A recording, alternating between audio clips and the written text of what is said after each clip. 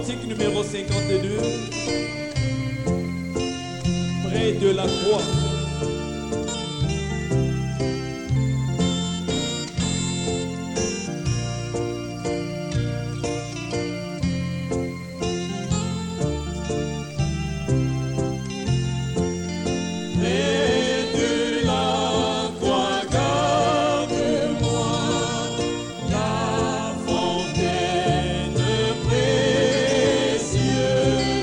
Gratuite et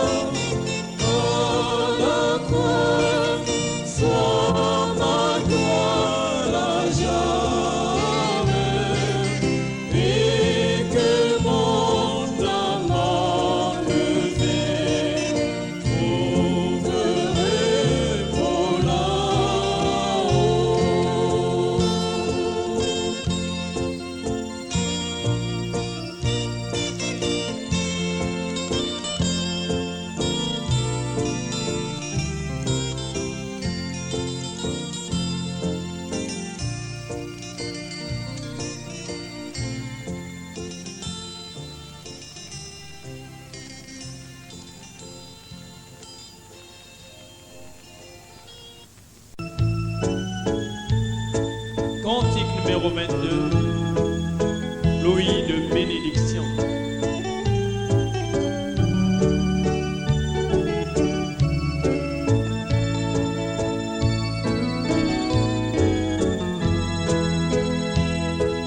Il y aura pluie de bénédiction, c'est la promesse d'amour. Le Sauveur nous enverra du ciel le temps de rafraîchissement. Pluie de bénédiction, et nous désirons ces pluies. Les gouttes de grâce tombent autour de nous, mais nous réclamons les pluies. Il y aura pluie de bénédiction, précieuse et vivifiante, sur les collines, dans les vallées, le bruit d'une pluie abondante. Pluie de bénédiction, et nous désirons ces pluies. Les gouttes de grâce tombent autour de nous, mais nous réclamons les pluies. Il y aura pluie de bénédiction,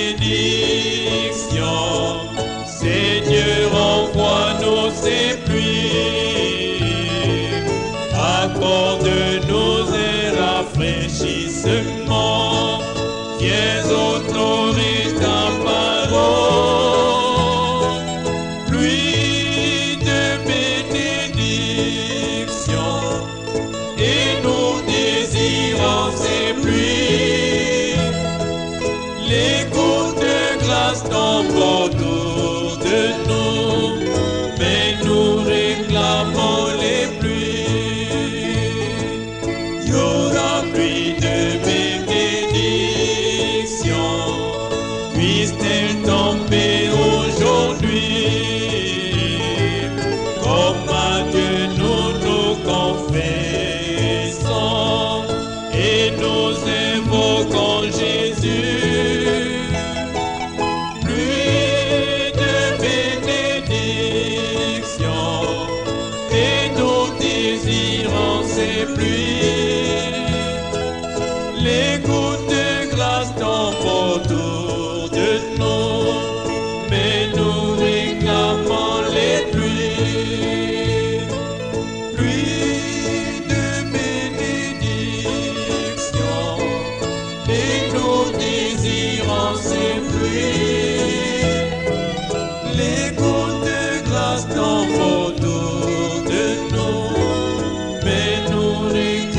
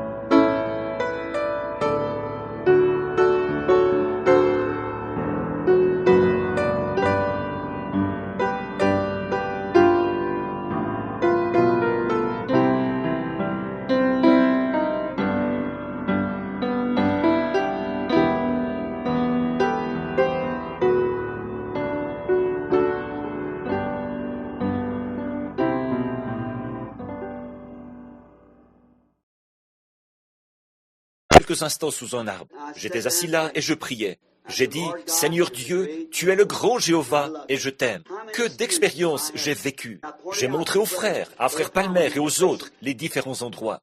L'endroit où cet aigle, vous savez, je l'ai vu s'élever ce jour-là, vous savez, et comment c'est dans ces endroits-là que toutes ces choses se sont produites, là-bas.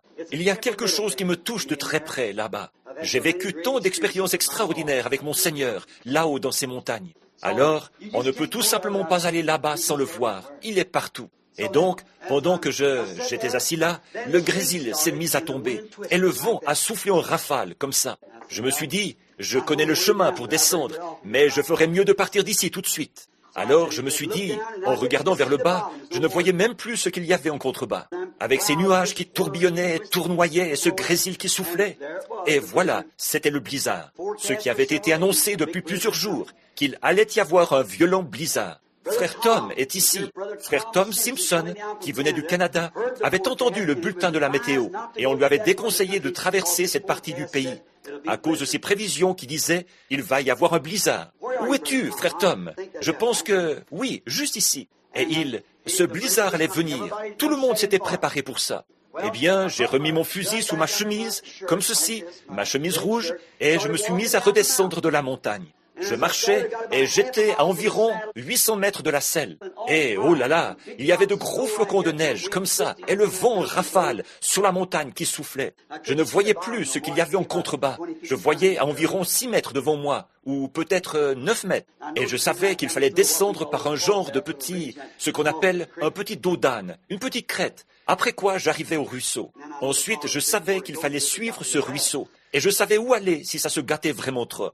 Et donc, je me suis mis à descendre, et à peu près à mi-chemin, quelque chose m'a dit, aussi clairement que vous m'entendez, « Arrête-toi et retourne là-bas !» Eh bien, je me suis dit, qu'est-ce que j'ai pensé là? Peut-être que ce n'est que mon imagination. Mais je n'arrivais plus à faire un pas en avant. David m'avait préparé un sandwich ce matin-là. Et je pense qu'il essayait de me rendre l'appareil, parce que j'en avais préparé un à son papa une fois, avec des oignons et du miel. C'est tout ce que nous avions. Alors, il m'en avait préparé un, avec du saucisson de Bologne, et, oh, je ne sais trop ce qu'il avait empilé là-dedans. Je l'avais dans ma chemise, et il avait été mouillé à travers ma chemise. Je me suis dit, je vais juste m'arrêter pour manger ça, et peut-être qu'ensuite tout ira bien. Alors, j'ai sorti ce sandwich, il était vers les 10 heures, et j'ai commencé à manger le sandwich. En mangeant le sandwich, je me disais, maintenant tout ira bien. Et je me suis remis en marche. Mais quelque chose a dit, retourne là d'où tu viens.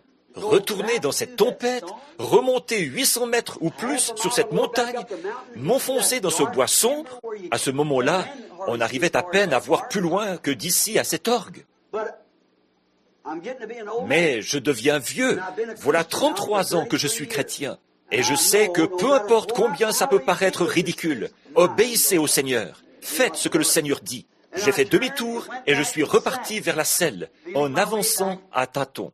Oh, le grésil devenait de plus en plus violent. Il faisait de plus en plus sombre.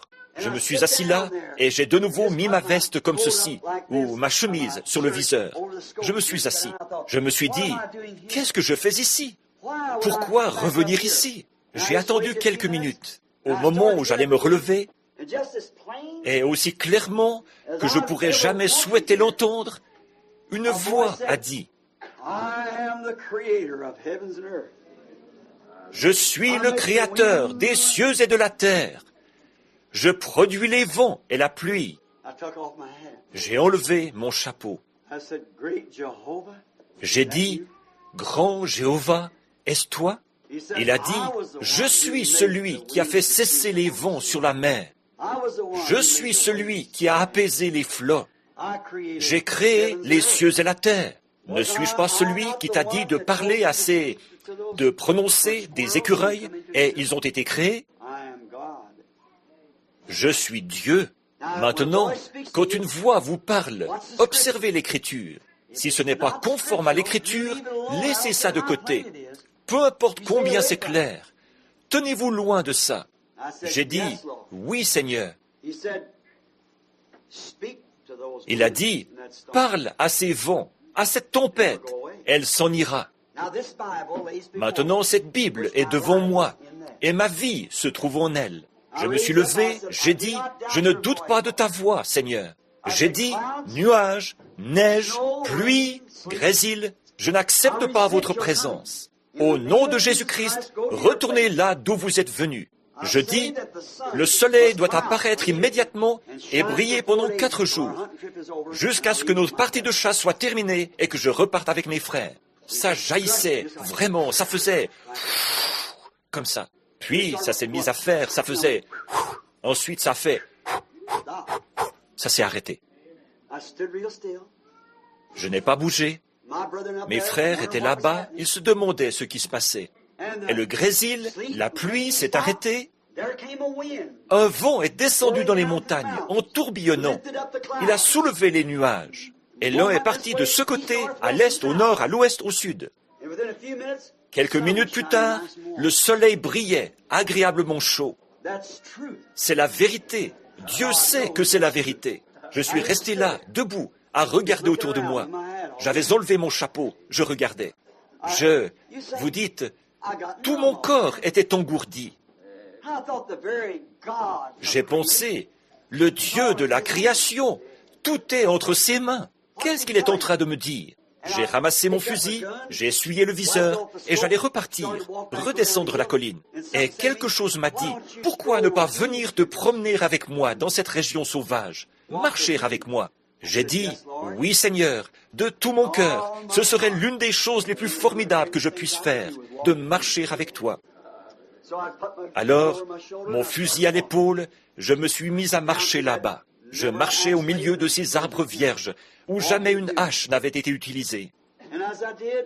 Et alors, en marchant dans ces sentiers où passe le gibier, la pensée m'est venue, je crois que je vais monter à l'endroit où, hier, c'était notre anniversaire. Je vais passer quelques minutes là-bas, juste un petit geste en l'honneur de Méda, à l'endroit où il y a un petit groupe de trembles sur un monticule. Et je me suis dit, je crois que je vais marcher jusque là-bas, juste un geste en l'honneur de notre anniversaire. Puis je redescendrai de l'autre côté, dans ces bois sombres. Je me promènerai en me dirigeant vers les pics corales, et je reviendrai par là.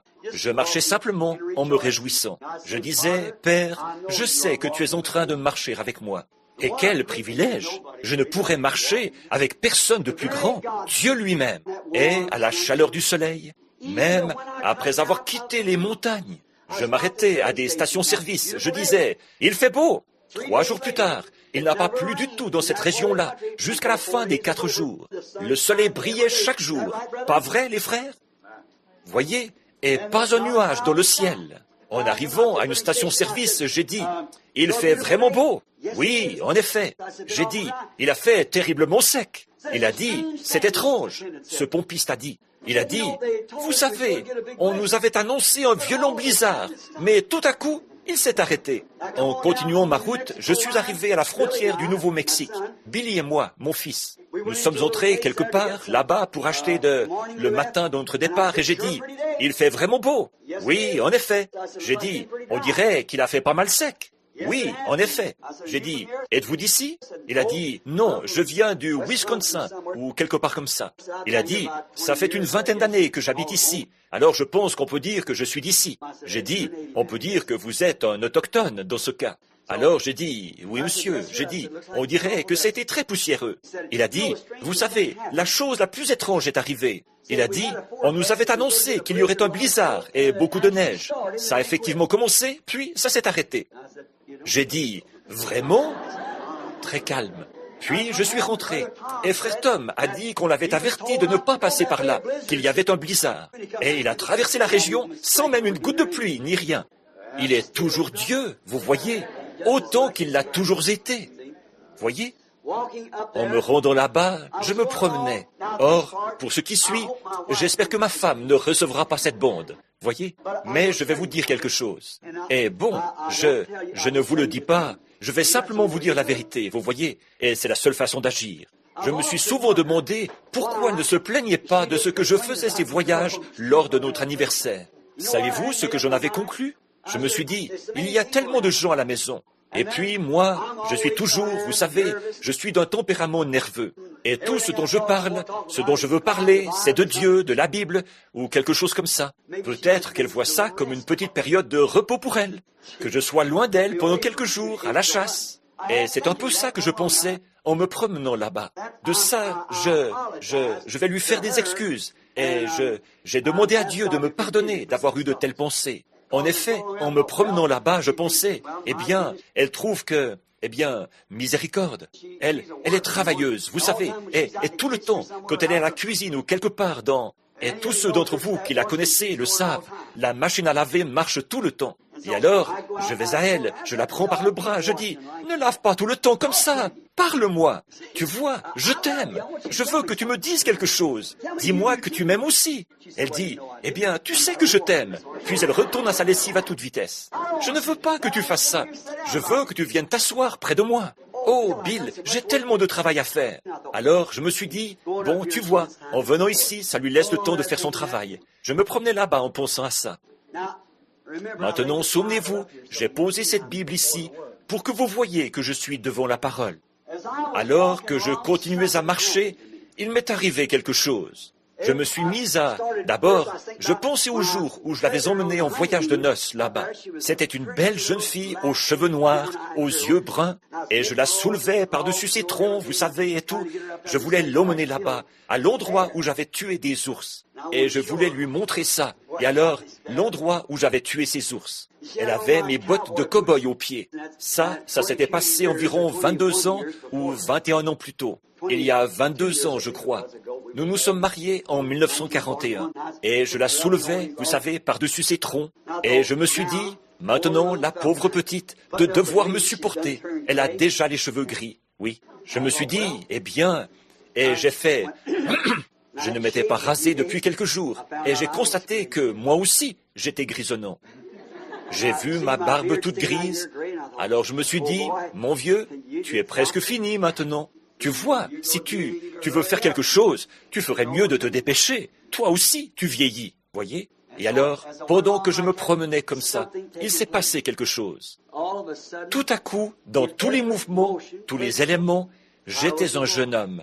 Je pensais comme un jeune homme. J'avais la tête baissée et j'ai levé les yeux. Je l'ai vue aussi distinctement que jamais. Elle était debout devant moi, les bras tendus. Je me suis arrêté, je me suis frotté le visage, j'ai regardé. J'ai dit, Méda, est-ce toi, chérie? J'ai regardé par ici et j'ai pensé, qu'est-ce qui s'est passé là? Et j'ai pensé, oui, je suis en train de marcher avec lui. Et là, ça a changé. J'étais redevenu un vieil homme. Et la vision avait disparu de devant moi. Je me suis arrêté, j'ai de nouveau enlevé mon chapeau, je l'ai mis sur mon cœur. J'ai dit, Jésus, j'ai un fardeau tellement lourd sur mon cœur, depuis des années. Je n'ai pas besoin de te dire que j'ai un fardeau. Je me suis repenti, j'ai fait tout ce que j'ai pu. Mais pourquoi ce fardeau ne me quitte-t-il pas? Et je me suis simplement remis en marche. Et comme je gravissais ce monticule, qui était à une distance d'environ 30 ou 40 mètres devant moi, je me suis mis à gravir ce monticule, et je me suis senti très faible. Et il y avait là un petit tremble d'environ 25 cm de diamètre, qui se dressait, puis formait comme un L, et s'élevait de nouveau. Et quand je suis arrivé là, je me sentais tellement faible que j'en titubais. Alors, j'avais remis ma casquette, et j'ai simplement appuyé ma tête contre ça. La forme était parfaite, pour que je puisse appuyer ma tête juste là, contre ce petit tremble, comme ceci. En fait, c'est un peuplier, ça ressemble à un bouleau, vous voyez. Et j'étais appuyé contre ça. J'étais simplement là, la tête baissée, les rayons du soleil me chauffaient le dos.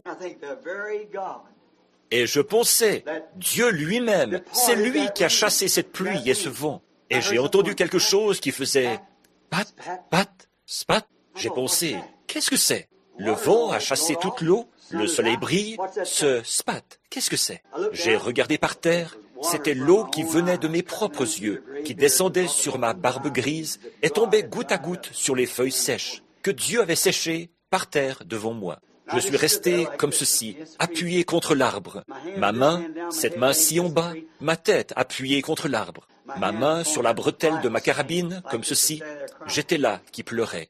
J'ai dit, « Ô Dieu, je ne suis pas digne d'être ton serviteur. » Et j'ai dit, je suis désolé, j'ai fait beaucoup d'erreurs. Ce n'était pas mon intention de faire des erreurs, Seigneur. Tu as été si bon vers moi. J'avais les yeux fermés et j'ai entendu quelque chose qui faisait stomp, stomp, stomp, stomp. J'ai levé les yeux et juste devant moi, 3 cerfs venaient vers moi. Et je me suis dit, voilà celui de frère Evans, celui de frère Woods, voilà les 3 cerfs, vous voyez, exactement ce que je cherche. À ce moment-là, la pluie s'était évaporée. J'ai tendu le bras pour saisir ma carabine. J'ai dit, je ne peux pas faire ça. J'ai promis à Dieu que je ne ferai pas ça. Voyez, je lui ai promis que je ne le ferai pas. Et quelque chose m'a dit, mais ils sont là. Et j'ai pensé, oui, ça, c'est ce qu'un homme avait dit à David une fois. Dieu l'a livré, te dis-je, entre tes mains. Vous savez, le roi Saül. Et Joab lui a dit, il a dit, tue-le, il est couché là. Il a dit, que Dieu me garde de toucher à son oint. Et ses serfs étaient là, en train de me regarder. J'ai pensé, ils ne peuvent pas se sauver. Il est impossible pour eux de se sauver. Ils sont à moins de 30 mètres de moi. Et j'ai cette carabine. Je suis ici, et voilà 3 cerfs. Non, je ne peux pas le faire. Je ne peux vraiment pas le faire. C'était une biche et 2 grands faons. Alors, vraiment, je ne pouvais pas prendre ma carabine. J'ai dit, je ne peux pas. Je n'ai pas bougé. Je suis resté là, tout simplement. J'ai dit, je ne peux pas le faire, parce que j'ai promis à Dieu que je ne le ferai pas. En fait, ces frères-là, ils n'ont pas besoin de ces cerfs. Voyez, je ne peux pas faire ça. Je ne peux vraiment pas le faire. Et cette biche s'est approchée. Maintenant, écoutez, une centaine d'hommes avaient cherché à leur tirer dessus pendant 4 ou 5 jours. Effarouchés, au premier signe, en voyant du rouge, et moi, j'avais une chemise rouge, une casquette rouge. Au premier signe, ils s'éclipsent. Mais ils restaient là, tous les 3, à regarder droit vers moi. J'ai dit, mère, prends tes bébés et va-t'en dans les bois. Tu es entre mes mains. Ta vie est entre mes mains, mais je ne vais pas te faire de mal. J'ai promis à Dieu que je ne le ferai pas. Voyez? Elle s'est rapprochée. Elle me regardait. Tous, ils se sont rapprochés, jusqu'à ce qu'ils soient arrivés si près qu'ils auraient presque pu manger dans mes mains. Le vent soufflait directement sur eux. Alors, elle a fait demi-tour, a fait quelques pas, tous les 3, et la voilà qui revient, qui s'avance directement vers moi. Je n'ai pas bougé, je suis simplement resté là. J'ai dit, allez, va-t'en dans les bois, moi aussi je les aime. Vis, tu vois, ta vie est entre mes mains, mais je vais t'épargner.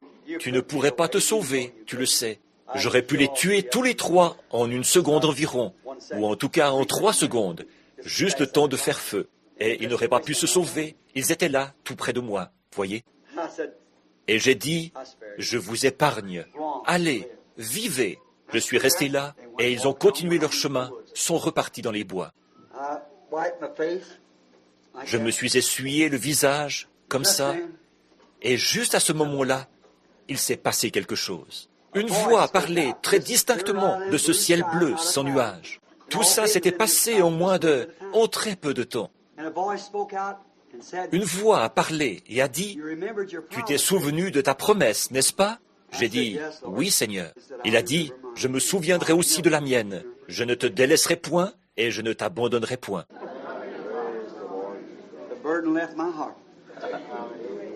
Le fardeau a quitté mon cœur. Depuis ce moment-là, il n'y est plus. Puisse-t-il ne plus jamais revenir. Ensuite, je suis rentré à Tucson. C'est étrange. Jamais il ne m'est arrivé autant de choses que depuis mon retour. Je crois que c'est Dieu qui retenait quelque chose pour cette heure. Je crois que le temps est proche maintenant, car quelque chose doit se produire. Si seulement nous pouvions recevoir cette vérité, maintenant, un instant, si seulement nous pouvions prendre conscience de la signification de ce passage de l'Écriture. Celui qui est en vous est plus grand que celui qui est dans le monde. Nous ne pouvons pas comprendre cela, et pourtant, nous disons y croire, et nous savons que c'est vrai. Mais en réalité, nous ne le comprenons pas. Celui qui est en vous est plus grand que celui qui est dans le monde. Qu'est-ce qui est en vous qui est plus grand? C'est Christ, le oint. Dieu qui était en Christ est en vous. Celui qui est en vous est plus grand que celui qui est dans le monde. Alors, s'il est en vous, ce n'est plus vous qui vivez, c'est lui qui vit en vous. Voyez, ce n'est pas votre pensée, ce que vous penseriez à propos de ceci, c'est ce qu'il a dit à propos de ceci. Voyez, alors, s'il est en vous, il ne niera absolument pas ce qu'il a dit. Il ne pourrait pas le faire. Au contraire, il resterait fidèle à ce qu'il a dit et il essaye de trouver quelqu'un à travers qui il pourra confirmer ce qu'il est. Bon, ça ne veut pas dire qu'il doit le faire pour chacun. À l'époque où Moïse conduisait les enfants d'Israël, il y en avait un seul, c'était Moïse. Les autres ne faisaient que suivre le message. Voyez, certains d'entre eux ont essayé de s'élever pour imiter ça, et Dieu a dit, « Sépare-toi », et il les a engloutis, c'est tout. Voyez? Bon, mais celui qui est en vous est plus grand que celui qui est dans le monde. Dieu en vous, comme il était en Jésus-Christ. En effet, tout ce que Dieu était, il l'a déversé en Christ, et tout ce que Christ était, il l'a déversé dans l'Église. Vous voyez, c'est Dieu en vous, celui qui est en vous. Ce n'est pas étonnant que les vents et les flots lui aient obéi, et obéi à ses paroles. Ils ont obéi à ses paroles parce que c'était la parole de Dieu à travers lui. Il était un homme, mais il était la parole faite chair. Voyez? Et quand il parlait, c'était Dieu qui parlait à travers des lèvres humaines. Voyez? Ce n'est pas étonnant que les vents et les flots, le Créateur lui-même, celui qui avait créé les vents et les flots, était en lui. Maintenant, pensez à ça. Pensez profondément maintenant, avant que ce soit le moment pour moi de terminer. Ce n'est pas étonnant que les démons aient été paralysés quand ils prononçaient la parole. C'était Dieu en lui. C'était Dieu en Christ. Les démons en étaient paralysés. Ce n'est pas étonnant que les morts, qui étaient en train de retourner à la poussière, n'aient pas pu rester là quand ils prononçaient la parole. C'est qu'il était la parole. Il a dit à Lazare, qui était mort et qui sentait, au bout de 4 jours, son visage, son nez, s'était déjà affaissé à ce moment-là. Lazare, sors! Et un homme qui était mort s'est levé. Pourquoi? C'était Dieu. Celui qui était en Christ, c'était Dieu. Les morts ne pouvaient pas tenir en sa présence. C'était Dieu en Christ. Les vents. Or, souvenez-vous, Dieu a créé les vents. C'est de l'air. Dieu a créé les flots. C'est de l'eau. Mais quand le diable est entré en eux, il a tout bouleversé pour produire la destruction. Dieu a créé les hommes pour qu'ils soient des fils de Dieu. Mais quand le diable entre en eux, vous voyez, il y a des ennuis. Alors là, c'était le diable qui était entré dans les vents qui ont déclenché cette tempête. Le Créateur, celui qui a créé le vent, ne pouvait-il pas dire « Retournez là où je vous ai créé » ? N'est-ce pas ce même Créateur qui se trouvait au sommet de la colline du Colorado l'autre jour? Voyez, n'est-ce pas celui-là même qui a pu prendre un morceau de poisson, le briser et qu'il en pousse un autre morceau? En fait, il n'avait pas besoin d'avoir ça. Il aurait pu le prononcer. N'est-ce pas ce même Créateur qui a créé des écureuils? Dans ce cas, celui qui était en Christ est en nous. Vous voyez, puisqu'il fait les œuvres mêmes que lui, il avait faites. Même chose. Les morts ne pouvaient pas tenir en sa présence quand il prononçait la parole. Regardez, nous avons 5 attestations authentiques de gens qui étaient morts, au sujet desquels le Seigneur a donné une vision. Il est allé à eux et les a ressuscités. En voici justement un, assis ici, qui est mort à l'endroit même où il est assis en ce moment. Et le voici vivant ce soir. Il avait été foudroyé par une crise cardiaque. Voilà sa femme, qui est infirmière. Nous nous sommes approchés, tout était fini. Ses yeux étaient immobiles, sans vie, et le voici vivant. Car celui qui est ici, en nous, est plus grand que celui qui est dans le monde. Voyez, il est plus grand. C'est Dieu, le Créateur. Il fallait que les vents et les flots lui obéissent. Les démons en sont devenus paralysés. Toute la nature lui a obéi, parce qu'il était le Créateur de la nature. Oh, quand nous pensons à ça, ça fait disparaître la morsure.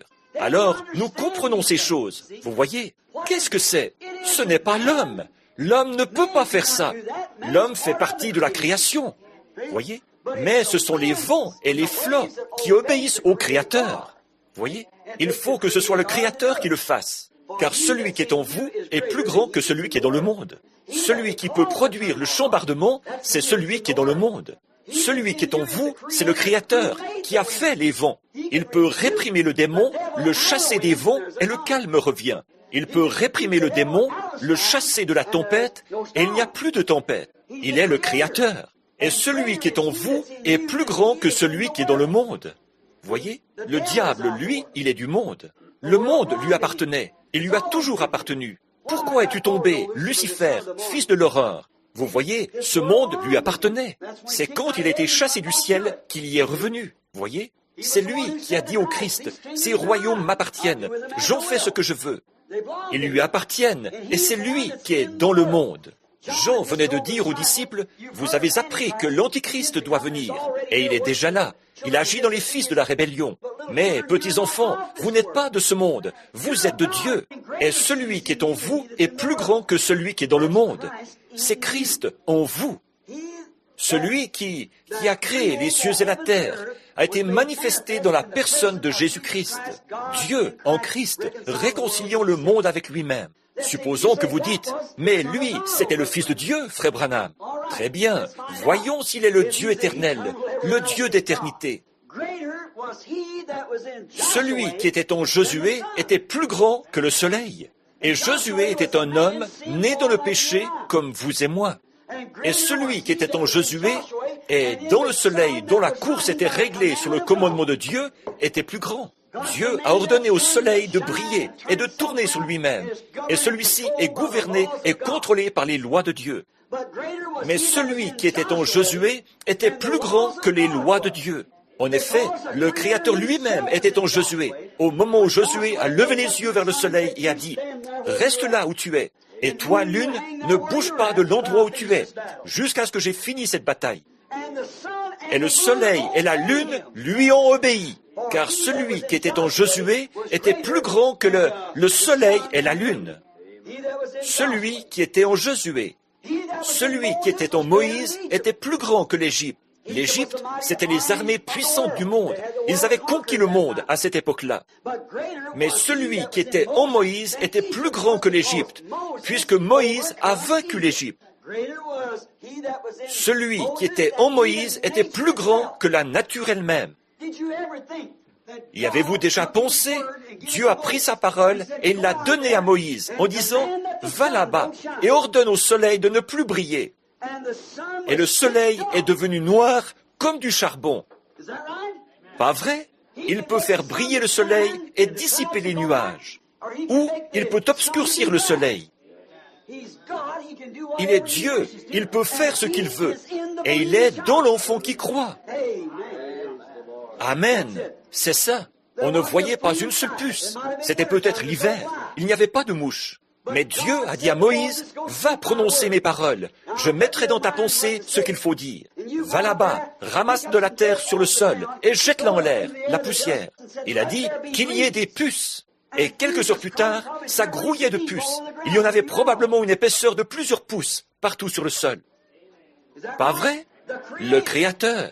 Il n'y avait pas de grenouilles. Alors il a étendu son bâton et il a dit qu'il y ait des grenouilles. Et elles se sont amoncelées partout, si bien que le pays entier en a été empesté. Pas vrai? Quand il est arrivé à la mer Rouge, que celle-ci lui barrait la route, Dieu a dit, « Parle à la mer. » Et Moïse a parlé à la mer. Et celui qui était en Moïse était plus grand que la mer elle-même. Pas vrai? Oh là là! Maintenant vous voyez, celui qui était en Moïse était plus grand que celui qui est dans le monde. Celui qui était en Moïse est plus grand que tous les éléments naturels du monde. Il a commandé à la nature, tout ce que Dieu lui disait de dire, il le disait. Et c'est ce qui arrivait. Ce même Dieu est avec nous ce soir. Pas seulement avec nous, mais en nous. Il a prouvé qu'il était en nous. Celui qui est en vous est plus grand que celui qui est dans le monde. Pourquoi avons-nous peur du monde? L'autre jour, ils ont découvert une espèce de dent de dinosaure, ici près de... Vous devez tous en avoir entendu parler, ici, au chute du Niagara. Ils disaient qu'elle pesait 2,7 kg. Je pensais qu'ils allaient déclarer que c'était celle d'un homme, mais je pense qu'ils ont fini par déterminer que c'était celle d'une espèce d'animal préhistorique. Ces animaux-là ont probablement déjà vécu sur la Terre à un moment donné. Où sont-ils maintenant? Savez-vous que le Dieu Tout-Puissant pourrait ordonner que des dinosaures viennent sur cette terre et que, dans l'heure qui suivrait, il y en aurait sur une épaisseur de plus de 60 km? Savez-vous que Dieu pourrait détruire ce monde par des puces? Il pourrait faire venir des puces. Où vont-elles quand elles meurent? Qu'arrive-t-il à la mouche domestique? Qu'arrive-t-il à la sauterelle? L'hiver arrive, il fait 40 degrés au-dessous de zéro. Vous ressortez le printemps suivant et il y a des sauterelles partout. D'où viennent-elles? Il est le Créateur, qui les crée par sa parole. Il est Dieu. La nature obéit à sa parole. C'est là que beaucoup de nos frères s'emballent. Ils ont l'impression que c'est Dieu qui dit de faire une certaine chose. Et ils disent que c'est ainsi dit le Seigneur, alors que ça ne l'est pas. Voilà pourquoi ça n'arrive pas. Mais quand c'est vraiment Dieu qui vous le dit, ça doit forcément arriver. Il ne peut pas en être autrement. Voyez? Quand c'est Dieu qui le prononce, ça ne peut qu'arriver. Celui qui était en Moïse était plus grand que celui qui était en Égypte. Celui qui était en Moïse est plus grand que tout ce que Pharaon pouvait faire. Toutes ses incantations. Celui qui était en Moïse était plus grand que celui qui était dans les magiciens. Voyez? Celui qui était en Moïse était plus grand que toute la nature. Plus grand. Celui qui était en Daniel était plus grand que les lions.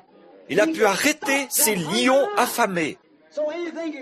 Alors, tout ce qui peut arrêter quelque chose est plus grand que ce qu'il a arrêté. Alors, les lions affamés étaient sortis en vitesse pour dévorer Daniel.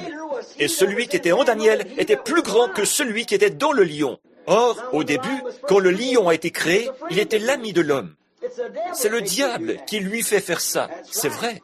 Dans le millénium, le loup et l'agneau paîtront ensemble, et le lion, comme le bœuf, mangera de la paille, et il se couchera avec le bœuf. Il ne se fera ni tort ni dommage dans le millénium. Le diable ne sera plus là. C'est le diable qui fait que les animaux sauvages déchirent, éventrent, dévorent et tout ça, comme ils le font. C'est Satan qui fait ça. Mais celui qui était en Daniel était plus grand que celui qui était dans le lion. Voyez? Celui qui était dans ce prophète était plus grand que celui qui était dans le lion. Celui qui était dans les enfants hébreux était plus grand. Celui qui était en eux était plus grand que celui qui était dans le feu. En effet, ils ont été jetés dans le feu. Et celui qui était en eux était avec eux. Et il a empêché le feu de les brûler. Bien que la fournaise ait été chauffée 7 fois plus qu'elle ne l'ait jamais été chauffée. Pas vrai? Celui qui était avec les enfants hébreux était plus grand que celui qui était dans le monde. Il y avait là Nebuchadnezzar ou Belshazzar. Je crois que c'est Nebuchadnezzar qui avait fait chauffer la fournaise 7 fois plus qu'elle ne l'avait jamais été. Il avait été inspiré par le diable, qui l'avait poussé à s'emparer de ces gens parce qu'ils prenaient position pour la parole de Dieu.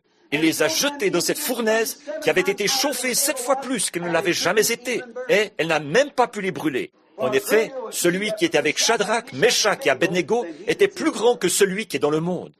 Absolument. Oh là là. Celui qui était en Élie était plus grand que les cieux d'airain, puisqu'il a pu faire sortir de ces cieux d'airain de la pluie, alors qu'il n'avait pas plu depuis 3 ans et 6 mois. Celui qui était en Élie était plus grand que la mort. En effet, quand est venu le moment pour lui de mourir, Dieu a vu ce vieux prophète fatigué. Il avait réprimandé Jézabel avec tout son phare et ses choses modernes. Et il était passablement fatigué. Alors, il ne l'a même pas laissé rentrer à pied comme il l'avait fait pour Enoch. Il a envoyé un char pour le prendre et l'emporter à la maison. Celui qui était en Élie est plus grand que celui qui était dans Jérusalem, dans la Judée et dans les montagnes. Celui qui est en Élie était plus grand que la mort elle-même. Celui qui était en Élie est plus grand que la tombe. En effet, il a échappé à la tombe, il a échappé à la mort, et il est simplement monté à la maison dans un char. Vous voyez, il était plus grand, et il était en Élie. Vous dites, oh, eh bien lui, c'était un grand homme. Attendez une minute. La Bible dit que c'était un homme qui avait les mêmes passions que vous et moi. C'est vrai. Mais quand il priait, il croyait qu'il recevait ce qu'il demandait en priant. C'est ce que Jésus nous a dit. Quand vous priez, croyez que vous avez reçu ce que vous avez demandé, et cela vous sera accordé. Il a prié avec instance pour qu'il ne pleuve pas, et il n'est pas tombé de pluie pendant 3 ans et 6 mois. Voyez, celui qui était en Élie était plus grand que la nature.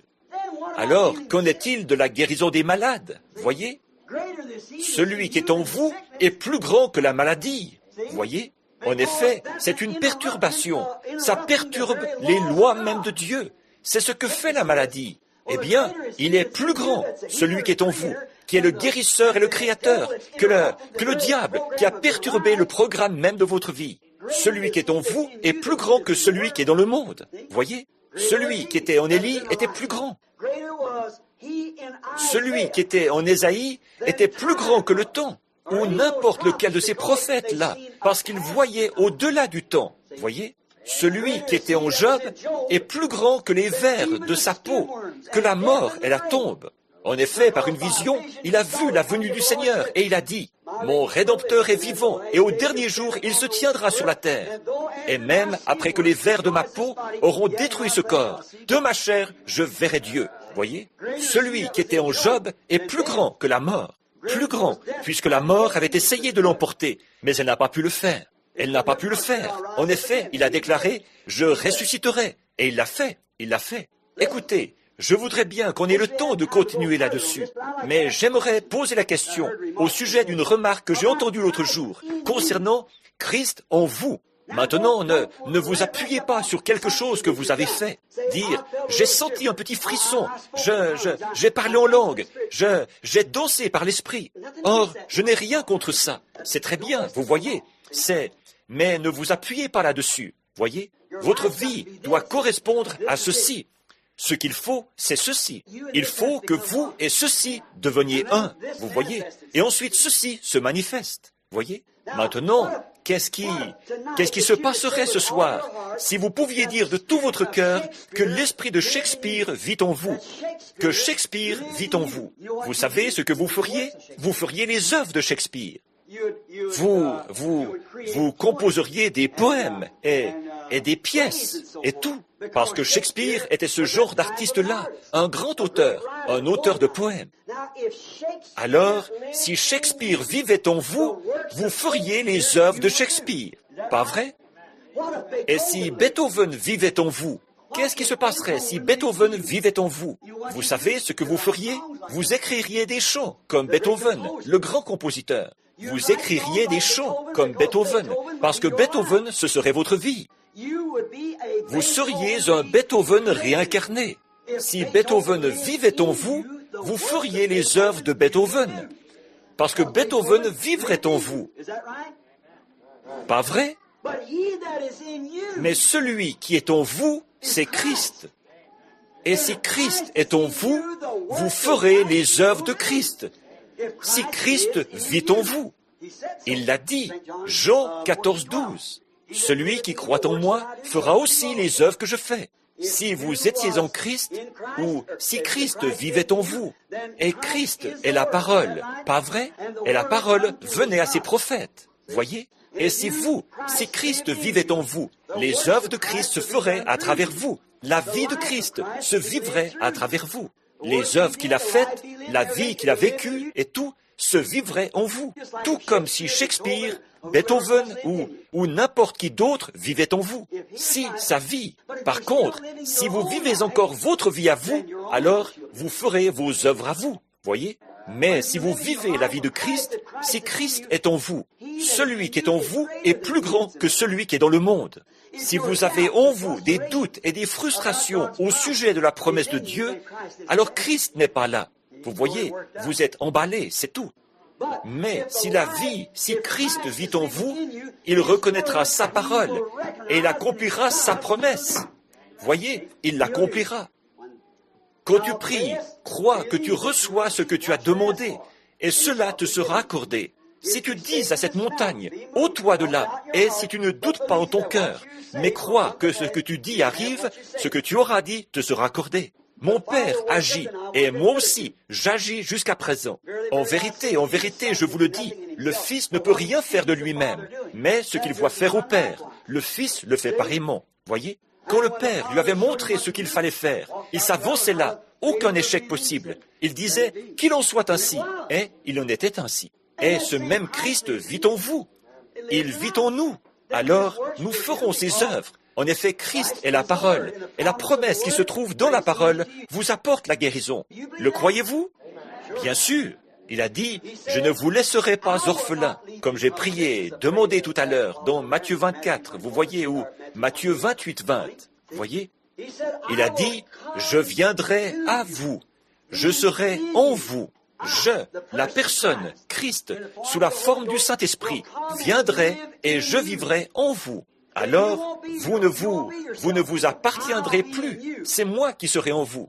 Et celui qui est en vous est plus grand que celui qui est dans le monde. Voyez, Hébreux 13:8 dit qu'il est le même hier, aujourd'hui et éternellement. Celui qui était en Noé était plus grand que les jugements exercés par l'eau. Et celui qui est en vous est plus grand que les jugements exercés par le feu. Voyez, celui qui est en vous est plus grand parce qu'il s'est acquitté du jugement et qu'il a vaincu le jugement pour vous. Voyez, il n'y a aucune crainte à ce sujet. Vous voyez, vous êtes inclus, oui. Celui qui était en Noé est plus grand que celui qui était dans les jugements exercés par l'eau, qui a fait périr le monde incrédule. En effet, Noé avait cru, et celui qui était en lui qui avait cru en celui qui lui avait parlé, était plus grand que celui qui était dans le monde. Aussi Noé a-t-il échappé entièrement au jugement, parce que la parole de Dieu était plus grande que les jugements, et il s'est élevé au-dessus d'eux. Plus grand. Nous pourrions nous arrêter là-dessus pendant un bon moment. Voyez, celui qui était en David est plus grand que l'ours qui avait volé sa brebis. Celui qui était en David est plus grand que le lion qui était venu enlever un de ses agneaux. Celui qui était en David est plus grand que l'ennemi Goliath, le grand Philistin qui se tenait là, qui mesurait 3,50 m ou 4,50 m, qui avait des doigts de 35 cm de long, avec une lance semblable à une aiguille de tisserand, et il était recouvert d'une épaisseur de 5 à 7 cm d'acier ou de métal, d'airain. Mais ce qui était en David était plus grand que ce qui était en lui. Lui, c'était la puissance, les muscles, c'était un guerrier. Il avait déclaré qu'il pouvait piquer David au bout de sa lance, le suspendre là et laisser les oiseaux le dévorer. Et David a dit, « Tu marches contre moi en Philistin, au nom d'un Philistin. Tu me maudis au nom du Dieu des Philistins. » Et il a dit, « Tu t'es vanté de ce que tu allais faire. Tu marches contre moi avec l'armure et la lance. Mais moi, je marche contre toi au nom du Seigneur Dieu. Et aujourd'hui, je te couperai la tête de sur les épaules. » Et il l'a fait, parce que celui qui inspirait David pour qu'il ait ce courage-là était plus grand. Celui qui est en vous est plus grand que ce fauteuil roulant. Celui qui est en vous est plus grand que ce brancard. Celui qui est en vous est plus grand que ce concert. Celui qui est en vous est plus grand que cette affliction. Il est plus grand que tout ce que le diable pourrait vous infliger. Celui qui est en vous est plus grand que celui qui est dans le monde. Il est plus grand. Oui. David était plus grand. Ce qui était en David, Dieu en David. Il est en nous. Voilà ce qu'est le Christ. Il a été vainqueur, triomphant de tous les ennemis pour nous. Quand il était ici sur terre, il a vaincu le péché, il a vaincu la maladie, il a vaincu la mort, il a vaincu le séjour des morts, il a vaincu la tombe. Et maintenant, il vit en nous le vainqueur. Il a vaincu la maladie, le séjour des morts, la tombe. Et il est venu à nous pour nous libérer de toutes ces choses. Et celui qui est en vous est plus grand que celui qui peut vous infliger ces choses, alors que ce n'est que du bluff. Oui, celui qui est en vous est plus grand que celui qui est dans le monde. Voilà ce qui fait que ces miracles se produisent. Voilà ce qui a fait cesser ce vent l'autre jour. Est-ce qu'un être humain pourrait faire ça? Non, monsieur, c'est impossible. Alors que j'étais là, en train de pleurer, et que ces vents se déchaînaient, et combien de ceux qui étaient là-bas sont présents? Faites voir votre main, levez la main, tous ceux qui étaient là-bas, dans le Colorado, à ce moment-là. Très bien. Frère Fred doit être le seul ici qui y était. Alors, je pensais que frère Mann était peut-être ici, mais frère Evans y était, n'est-ce pas? Frère Evans était là-bas à ce moment-là. Oui, très bien. Et oui, remarquez, c'est la vérité, n'est-ce pas? C'est bien comme ça que ça s'est passé, n'est-ce pas? La pluie a cessé tout d'un coup, et les vents ont cessé de souffler. Qu'est-ce que c'était? Par ma parole à moi? Non, c'est parce qu'il m'a dit de le faire. Et celui qui est en nous est plus grand que tous les éléments naturels. N'est-ce pas que le même Dieu qui avait pu apaiser les flots sur la mer a pu faire retourner les vents à l'endroit d'où ils étaient venus? N'est-ce pas que celui-là même qui avait pu assombrir le soleil a pu faire briller le soleil? Eh bien, celui qui est en vous est plus grand que celui qui est dans le monde.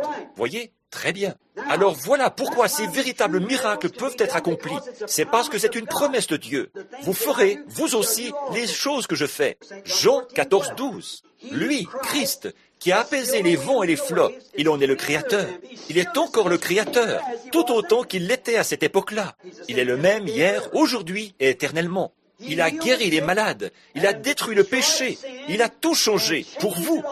Et il est venu à vous pour habiter avec vous. Il a vaincu toutes ces choses afin de venir vivre en nous.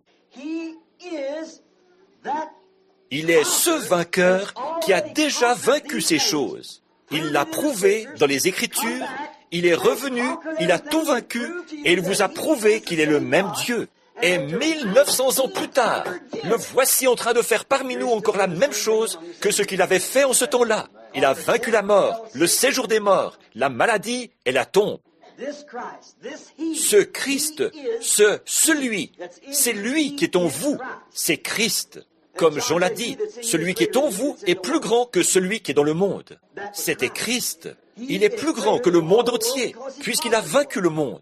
Et il est plus grand que toutes ces choses, puisqu'il les a vaincus pour nous.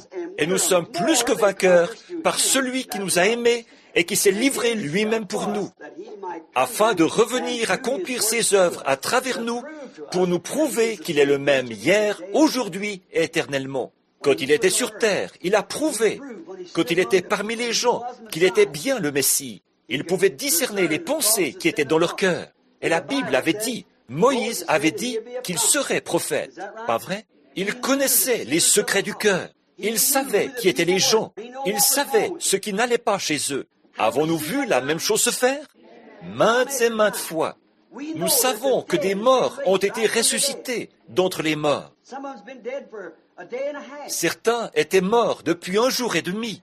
Eh bien, morts un matin, ils l'ont emporté ce soir-là, ils ont voyagé toute la nuit. Le lendemain, vers midi ou un peu après-midi, on l'a amené à l'emplacement de la tente. Un petit bébé, mort, froid, qui gisait dans les bras de sa mère. Le Seigneur Dieu a ramené, a prononcé la parole de vie, et ce bébé s'est réchauffé et s'est mis à pleurer. Je l'ai remis dans les bras de sa mère.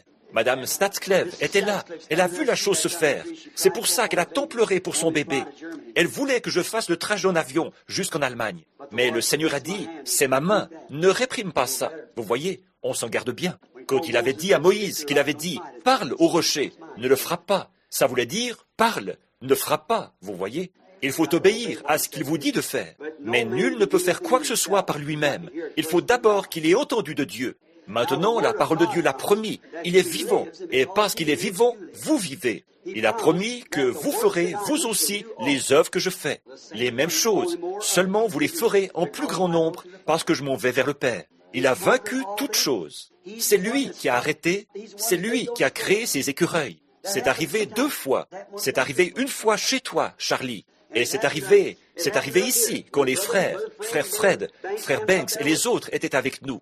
C'est arrivé en Allemagne, alors qu'il y avait 15 sorciers guérisseurs de chaque côté de moi, qui avaient dit, parce que Billy et frère Argenbright avaient refusé de les laisser me voir. Ils avaient dit, eh bien, nous ferons en sorte que cette tente soit emportée par le vent. Et ils se sont assis là, avec leurs incantations. Ils invoquaient leur Dieu, le diable, qui s'est présenté avec une tempête. Il y avait là environ 30 à 40 000 Allemands. Et la tente se soulevait et redescendait comme ceci. Puis, ils ont coupé avec des ciseaux, ils ont coupé une plume, et ils la pointaient dans cette direction, comme ça. Et ils récitaient proféraient toutes leurs incantations, et ils prononçaient les 3 mots saints. Ils disaient, le Père, le Fils, le Saint-Esprit, le Père, le Fils, le Saint-Esprit, Ils faisaient comme ça, et effectivement, la tempête s'est levée. Bien sûr, il est le prince des puissances de l'air, Satan. Ils ont fait venir la tempête. Et voilà, même cette tente énorme qui était là, comme ça, oh là là, d'une superficie d'environ un pâté de maison, montée avec une armature de bois sur laquelle la toile était fixée. Le vent s'est engouffré dedans et l'a soulevé, comme ça. Le vent soufflait et les éclairs jaillissaient. Et moi, je continuais à prêcher, tout simplement. Et oh, ils se sont lancés dans une grande incantation, sans arrêt, comme ça. Ils prononçaient ces petits mots saints qu'ils répétaient, les 3 mots saints supérieurs, Père, Fils et Saint-Esprit, des 2 côtés, comme ça. Puis j'en ai vu s'incliner, entourés de démons, mais pas liés par eux. Et j'ai dit à frère Loster, n'interprétez pas ceci. J'ai dit, frère Argenbright, priez, c'est tout. J'ai dit, Seigneur Dieu, créateur des cieux et de la terre, c'est toi qui m'as envoyé ici. J'ai posé mon pied sur ce sol allemand au nom de Jésus-Christ, parce que tu m'as envoyé ici. Ce nuage n'a aucun pouvoir sur moi. Il n'en a aucun, parce que je suis oint et que j'ai été envoyé ici pour le salut de ces gens. Je t'ordonne, au nom de Jésus, de partir d'ici. Et le tonnerre qui faisait bang, bang, bang, puis grrr, ça s'est éloigné. Et juste au-dessus de la tente, le vent a soufflé en sens contraire et le soleil s'est mis à briller. Moins de 10 minutes plus tard, il y avait environ 10 000 personnes autour de l'autel. Et tout ça, ils imploraient miséricorde à grands cris, après avoir vu la puissance de Dieu. Pourquoi? Celui qui est en vous est plus grand que celui qui est dans le monde. Voyez, celui qui est en vous est plus grand que celui qui est dans le monde. Vous voyez, les afflictions et tout ça. Oh, frères, sœurs, nous n'avons absolument aucune inquiétude. Celui qui est grand, c'est Dieu, et il est en vous. Le croyez-vous? Maintenant, j'ai largement dépassé l'heure. Il est environ 21h15, et je sais que ces gens ont un long trajet à faire en voiture. Inclinons la tête un instant. Ô Dieu notre Père, tu sais ce qui s'est passé dans le Colorado. Tu sais que ces choses sont vraies. Si je le dis, c'est pour ta gloire, pour que ces gens soient au courant.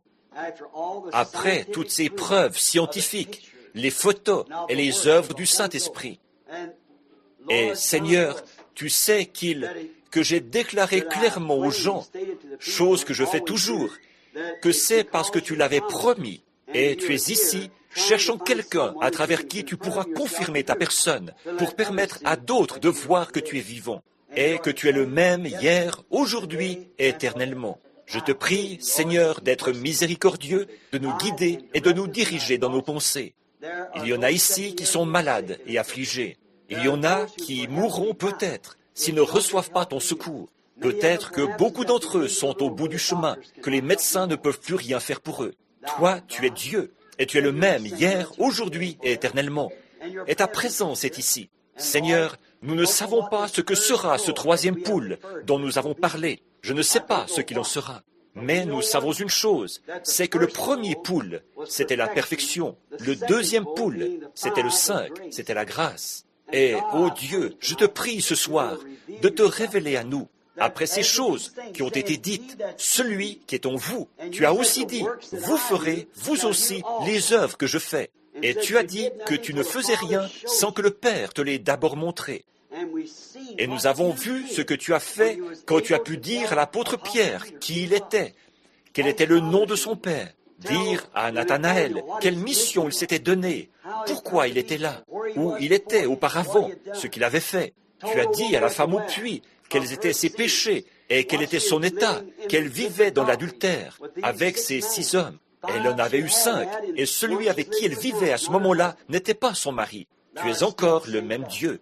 Tu as dit, Bartimée était là, dans cet état, aveugle. Par contre, dans son cœur, il avait un sens de la vue qui lui permettait de voir que si c'était là Jéhovah manifesté en tant que Fils, en Jésus-Christ, il pourrait reconnaître son cri. Et il s'était crié, « Fils de David, aie pitié de moi !»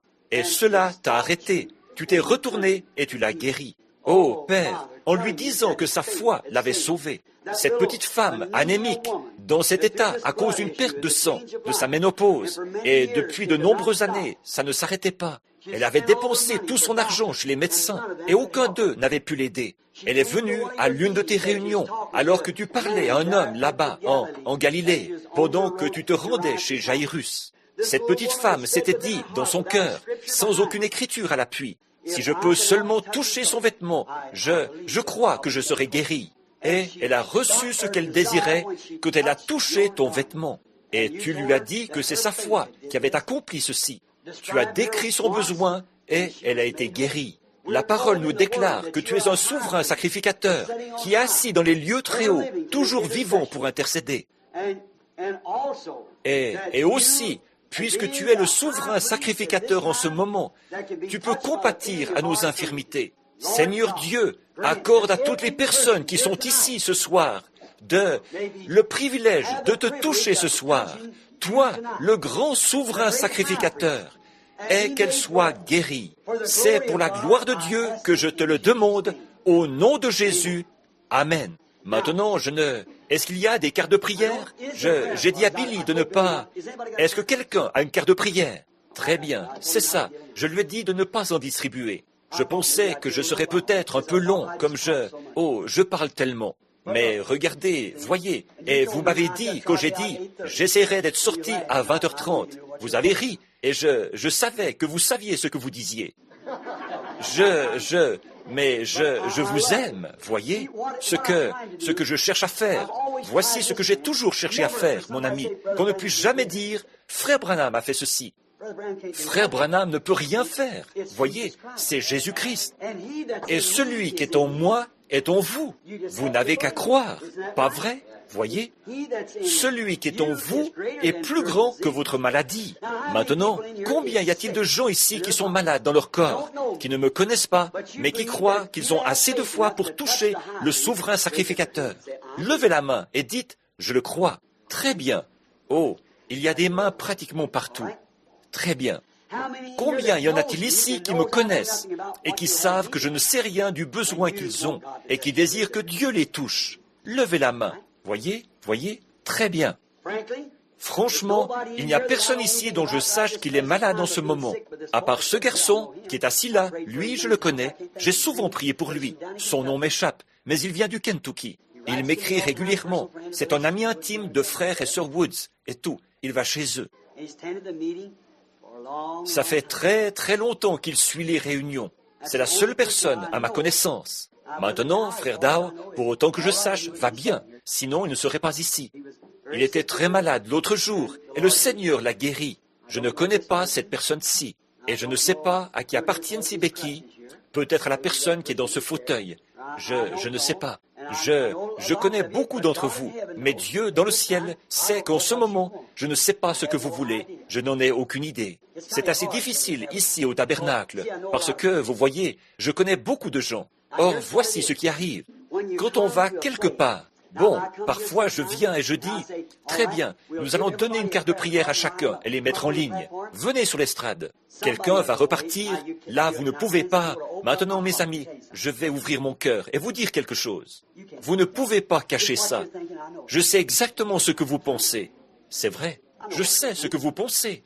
Voyez? Et parfois, vous dites, frère, je crois. Eh bien, dans une certaine mesure, vous croyez. Voyez, je sais.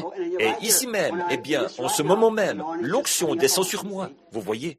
Et je peux sentir cette vibration. C'est comme un battement, vous voyez, une pulsation qui vient de différents endroits. Mais maintenant, ne soyez plus dans l'incrédulité. Croyez tout le message. Croyez-le. Si ce n'est pas écrit dans la Bible, alors ne le croyez pas. Mais si ça se trouve dans la Bible, alors le Saint-Esprit qui vit en nous est dans l'obligation de l'accomplir, si nous le croyons. Pas vrai? Je sais que c'est difficile. Vous voyez, rien ne se fait sans peine. C'était difficile pour lui de mourir, afin que ceci puisse vous être présenté. C'était difficile pour lui d'aller au calvaire. Il voulait rester, à tel point qu'il a crié, « Que ma volonté ne se fasse pas, mais la tienne. » Voyez, il ne voulait pas partir. C'était un jeune homme.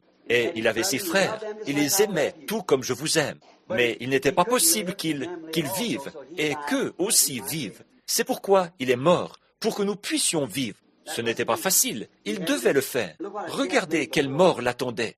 Père, l'heure est venue, prierai-je que tu éloignes de moi cette coupe? Non, il ne voulait pas faire ça, il voulait que la volonté de Dieu soit faite. Maintenant, regardez, si vous croyez la même chose. Or, ne jetez pas d'ombre là-dessus, du tout. Croyez-le, tout simplement. Croyez-le d'une façon absolue. Ne doutez pas, croyez-le. Si je fais venir les gens dans une ligne de prière et que je dis, très bien, maintenant, telle personne, vous savez que je ne vous connais pas.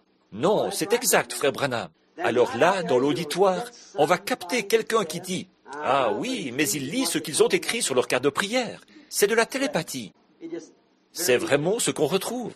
Ensuite, je dirais, bon, eh bien, ce dimanche-ci, nous n'allons pas distribuer de cartes de prière. Je veux que tous les nouveaux venus, ceux qui n'ont jamais été ici auparavant, se lèvent. Voyez? Et alors le Saint-Esprit, tout de suite, il va discerner exactement ce qu'il y a en eux. Voyez? Pas vrai? Vous avez vu ça, les deux façons.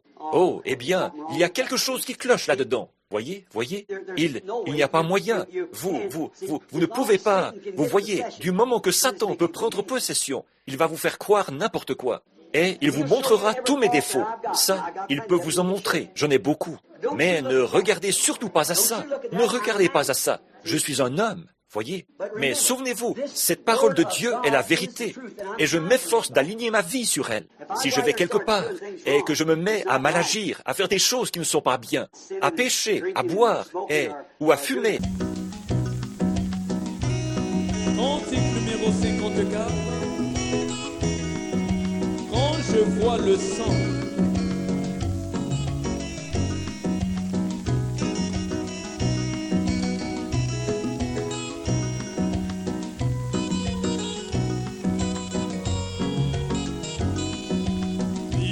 Rédempteur est mort sur la croix, pour le pécheur il paya sans dû, aspergé en ta main avec le sang, et je passerai par-dessus vous, quand je verrai le sang, quand je veux.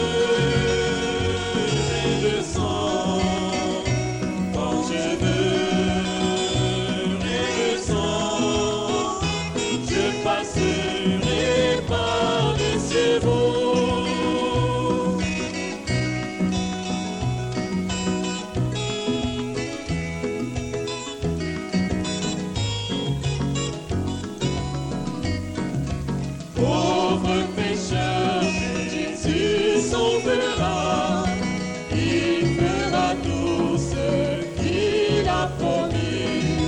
Lavez-vous dans la fontaine ouverte, et je passerai.